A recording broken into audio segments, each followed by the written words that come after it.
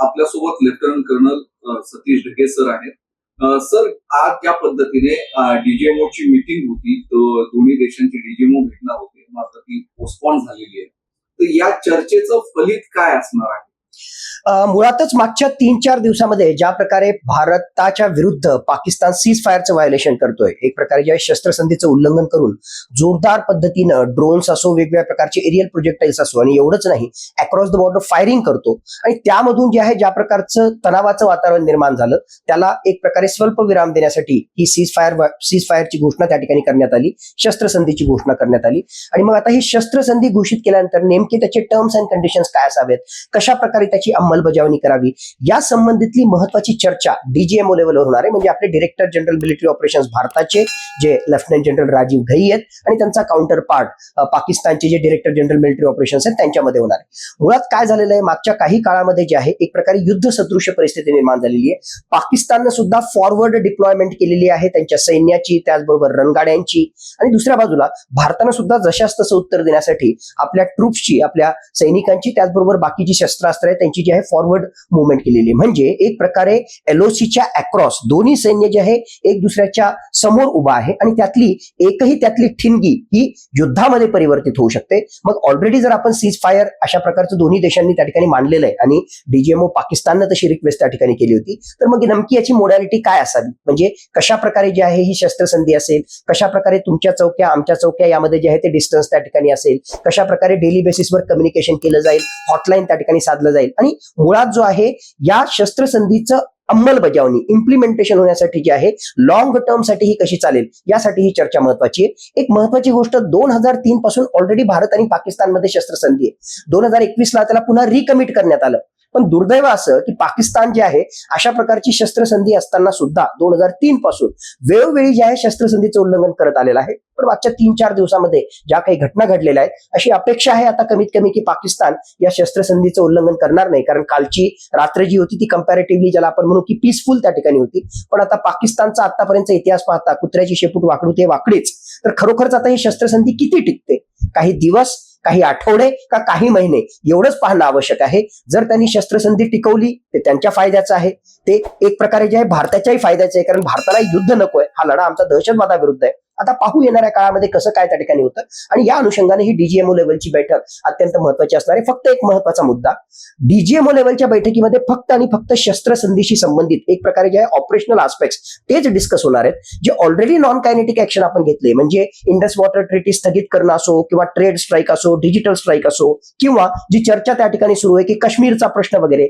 या सगळ्या गोष्टी ज्या आहेत कुठलीही गोष्ट डीजीएमओ लेवलवर त्या ठिकाणी डिस्कस होणार नाही. कारण हा जो आहे एरिया ऑफ रिस्पॉन्सिबिलिटी किंवा एक प्रकारे आपण ज्याला म्हणू ज्युरिस्डिक्शन, हे जे आहे डीजीएमओचं ज्युरिस्डिक्शनच नाही, फक्त आर्म्ड फोर्सेसची संबंधित त्याचा रोल आहे. आणि हे सगळी चर्चा जर करायचीच असेल तर ती चर्चा कोण करेल? मिनिस्ट्री ऑफ एक्सटर्नल अफेअर्स, आपलं जे विदेश मंत्रालय आहे. विदेश मंत्रालय मग जे नॉन कायनेटिक ऍक्शन्स आहेत त्याच्याविषयी भविष्यामध्ये चर्चा होऊ शकते. पण आज घडीला भारताने जी भूमिका घेतलेली आहे, बाकीच्या सगळ्या गोष्टी जशाच्या तशाच आहेत. फक्त शस्त्रसंधी हा स्वल्प विराम भारत आणि पाकिस्तानच्या संघर्षामध्ये झालेला आहे.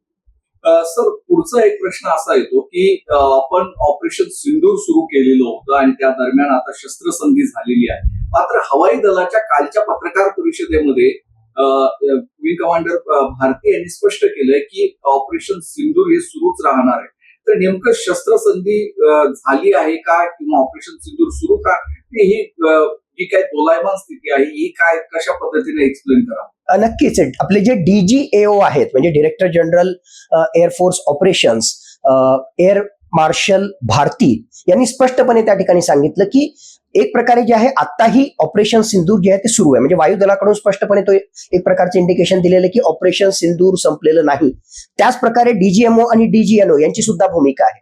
आपल्या नेव्हल पॉइंट ऑफ व्ह्यू सुद्धा आज घडीला अरबी समुद्रामध्ये डेटरंट मोडमध्ये, म्हणजे पाकिस्ताननं जर काही हिमाकत करण्याची कोशिश केली, एक प्रकारे जे आहे भारताच्या हद्दीमध्ये येऊन किंवा अग्रेसिव्ह भूमिका करण्याची कोशिश केली, तर त्या प्रयत्नांना हाणून पाडण्यासाठी ऑलरेडी अरबी समुद्रामध्ये जे आहेत आपल्या नौदलाच्या जहाजा या युद्ध परिस्थितीसाठी पूर्णतः तयार आहेत. म्हणजे नौदल सुद्धा तयार आहे, आमची आर्मी जी आहे ती सुद्धा पूर्ण जी आहे, जर काही तिकडून म्हणजे प्रधानमंत्र्यांच्या भाषेमध्ये अगर वहां से गोली आती है तो हम यहाँ से जो है गोला फेकेंगे, म्हणजे जशाच तसं नाही, त्याच्यापेक्षा कितीतरी पटीनं आम्ही जे आहे मोठं उत्तर त्या ठिकाणी देऊ. यासाठी आर्मी सुद्धा तयार आहे, एअरफोर्स सुद्धा तयार आहे. म्हणून ऑपरेशन सिंदूर सुरू आहे का?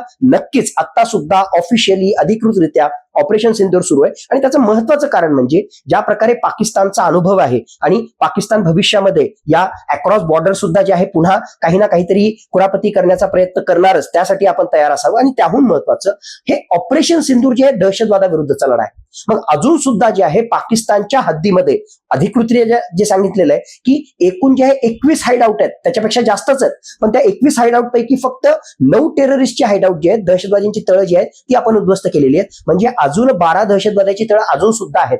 आता त्याच्यावर काय ऍक्टिव्हिटी आहे, ऍक्टिव्ह टेररिस्ट खरोखर आहेत का तिथे, याच्यापेक्षा सुद्धा वेगवेगळ्या ठिकाणी पाकिस्तानमध्ये काय परिस्थिती आहे हे आपल्याला सगळं पाहावं लागणार आहे. आणि त्या अनुषंगाने येणाऱ्या काळामध्ये आर्म्ड फोर्सेस ती दहशतवाद्यांची तळं उद्ध्वस्त करण्यासाठी सुद्धा जे आहे तयार आहे, अशा प्रकारचा संदेश सुद्धा दिलेला आहे. म्हणून या सगळ्या गोष्टी एकत्रित कन्सिडर करता operation Sindur is still on. Sir, एक शेवटचा प्रश्न.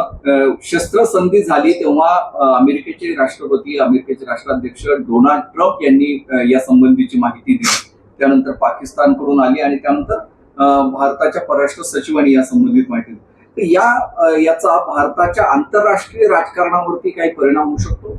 खरं म्हटलं तर अमेरिकन आणि त्यातल्या त्यात डोनाल्ड ट्रम्पनं आपला गवगवा करण्यासाठी की बाबा आंतरराष्ट्रीय स्तरावर कुठलाही महत्वाचा संघर्ष असला तर त्यामध्ये जे आहे एक प्रकारे ग्लोबल पीस, जागतिक शांतीसाठी जे आहे आम्ही किती महत्वाचे आहोत आणि आमचा किती जबरदस्त इन्फ्लुएन्स आहे हे दाखवण्याच्या प्रयत्नासाठी त्यांनी घाईघाईनं जे आहे तशा प्रकारचं डिक्लेरेशन केलं असेल. आणि त्याच्याही पलीकडे जाऊन त्यांनी म्हटलं की जे काश्मीरचा प्रश्न असेल किंवा दोघांमधला जो संघर्ष आहे तो थांबवण्यासाठी सुद्धा आम्ही मध्यस्थी करू. मुळात जे त्यांचे 2 ट्विट आले, पहिल्या ट्विटपेक्षा दुसऱ्या म्हणजे पहिल्या ट्विटमध्ये मध्यस्थी, दुसऱ्या ट्विटमध्ये जे आहे जर दोन्ही देश म्हणत असतील तर we will be happy to contribute, अशा प्रकारची त्यांची भाषा बदललेली आहे. ठीक आहे, डोनाल्ड ट्रम्पला जे करायचं ते त्यांनी त्या ठिकाणी केलं, पण मुळातच त्याला जे आहे कुठलाही दुजोरा भारतानं त्या ठिकाणी दिलेला नाही, मिनिस्ट्री ऑफ एक्सटर्नल अफेअर्सनं दिलेला नाही. त्यामुळं भारताची आतापर्यंतची अधिकृत भूमिका जी आहे ती फक्त एकच आहे आणि ती म्हणजे स्वल्पविराम. आपण जो आहे सीज फायर त्याला ऍक्सेप्ट केलेला आहे 5 वाजल्यापासून त्या दिवशीच्या, आणि त्याच्यानुसार 12 मेला जे आहे डीजीएमओच्या अंतर्गत या सीज फायरला पुढे कसं घेऊन जायचं, कसं टिकवायचं या संबंधितल्या मोडॅलिटी संबंधित चर्चा होणार आहे. काश्मीर प्रश्न असो, पाक व्याप्त काश्मीर असो, ते तर सगळं सोडाच. Non kinetic actions, Indus water treaty, digital strike, trade strike याच्याविषयी कुठलीही चर्चा किंवा याच्याविषयी जे आहे कुठलीही भाषा याविषयी मिनिस्ट्री ऑफ एक्सटर्नल अफेअर्सनं कॉमेंट त्या ठिकाणी दिलं नाही. पण ज्या प्रकारे मध्यस्थीची भाषा डोनाल्ड ट्रम्प यांनी बोलली, भारताने त्याला दुजोरा दिला नाही. आणि भारताची आतापर्यंत भूमिका राहिलेली आहे की पाक व्याप्त काश्मीर हा भारताचाच भाग आहे, that is the only unfinished agenda. आणि पाकिस्ताननं जे आहे चर्चाच करायची असेल तर त्या माध्यमातून पाक व्याप्त काश्मीर आम्हाला देण्यासाठी जी चर्चा करायची आहे त्यासाठी आम्ही तयार आहोत. पण शिमला करार 1972चा ज्यामध्ये स्पष्टपणे लिहिलेलं आहे की भारत आणि पाकिस्तान यांच्यामधले जे बाउंड्रीशी संबंधित काही वादविवाद असतील तर ते द्विपक्षीय चर्चेतून, म्हणजेच थर्ड पार्टीला कुठलाही स्कोप नाही, द्विपक्षीय चर्चेतून शांततेच्या माध्यमातूनच सॉल्व्ह करण्यात यावे, एकतर्फी कारवाई कुठल्याही देशानं करू नये. एवढा क्लिअर कट शिमला करार असताना आणि मागच्या कित्येक दशकांपासून भारताची क्लिअर कट भूमिका असताना की हा इश्यू जम्मू आणि काश्मीरचा इश्यू याचा आंतरराष्ट्रीयकरणाचा प्रश्नच नाही, कारण तो आमचा जो आहे अधिकृतरित्या इंटिग्रल पार्ट ऑफ इंडिया आहे. पाकिस्तान वेळोवेळी काश्मीर प्रश्नाचं आंतरराष्ट्रीयकरण करण्याचा प्रयत्न करतो. म्हणून पुन्हा एकदा या मध्यस्थीच्या माध्यमातून हा मुद्दा जो आहे अमेरिकेच्या मध्यस्थीनं त्या ठिकाणी सॉल्व्ह करावा अशी पाकिस्तानची मागणी असेल. मागणी काय करणं, अमेरिकेनं काय म्हणणं याला काहीही अर्थ नाही. भारत सरकारची एकदम क्लिअर कट भूमिका आहे आणि यामध्ये तिसऱ्या पक्षाचा कुठलाही रोल त्या ठिकाणी असणार नाही. आताच ढगे सरांनी ज्या पद्धतीनं सांगितलं की ऑपरेशन सिंदूर हे सुरूच राहणार आहे असं हवाई दलानं जे स्पष्ट केलंय ते अतिशय महत्वाचं आहे. त्यासोबतच आज डीजीएमओच्या बैठकीत नेमकं काय होतं हे पाहणं देखील महत्वाचं ठरणार आहे. आणि तिसरं महत्वाचं म्हणजे डोनाल्ड ट्रम्प यांनी जरी स्वतःकडे हे सगळं श्रेय घेण्याचा जो प्रयत्न केला असला तरी भारताचा 1972 मध्ये झालेला शिमला करार अतिशय महत्वाचा आहे आणि त्यामध्ये द्विपक्षीय चर्चेतूनच हा प्रश्न सोडवला जाईल असं स्पष्टपणे सांगितलेलं आहे. हे देखील ढगे सरांनी अतिशय अधोरेखित केलेलं आहे. या सगळ्या चर्चेसाठी धन्यवाद सर. अशाच माहितीपूर्ण व्हिडिओ आणि बातम्यांसाठी माय महानगर लाईव्ह या आमच्या युट्यूब चॅनलला जर अजून तुम्ही सबस्क्राईब केलं नसेल तर सबस्क्राईब नक्कीच करा. छत्रपती संभाजीनगरहून मी उन्मेष खंडाळे.